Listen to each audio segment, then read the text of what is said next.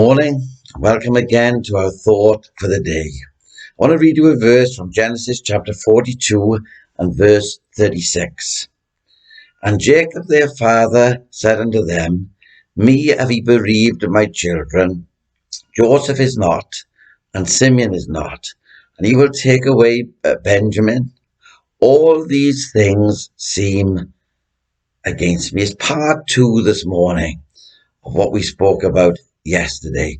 And the heading is simply a word for those who feel everything is against them. And I'm sure that there have been many days in your life, in my life, and until Jesus comes, there will be many more when we feel that everything and everyone is against us. We concluded our thought yesterday by saying that Jacob had reached one of the darkest days of his life.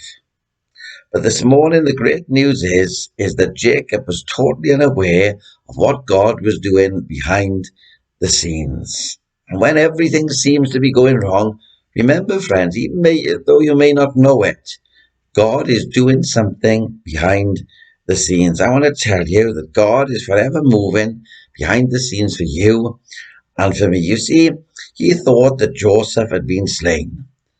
But Joseph was the prime minister of Egypt. Isn't it amazing what God does and how he does it? He thought that Simeon was in some dirty prison cell, but the most powerful man in Egypt was Simeon's friend.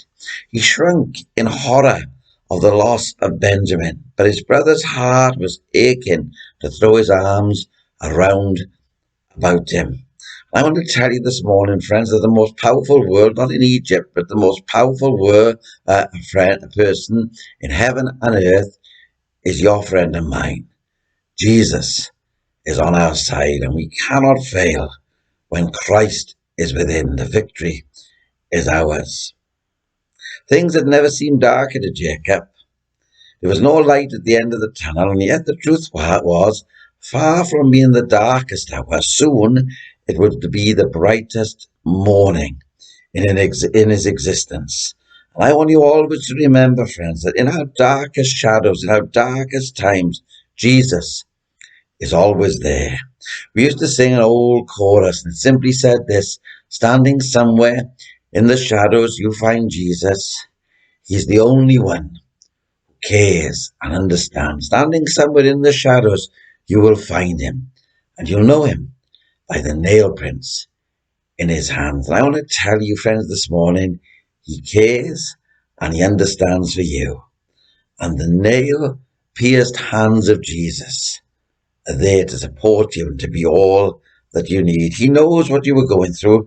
Remember in chapter 32 and verse 26, where we read that Jacob wrestled with the angel and he said, I will not let thee go except thou bless me. You see, the trouble is very often we let go when we should be holding on. Don't let go this morning.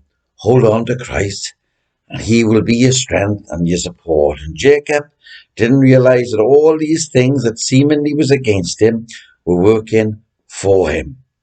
And the outcome was far from losing a son, for now he would find his son, and all his sons and family would be brought back to him.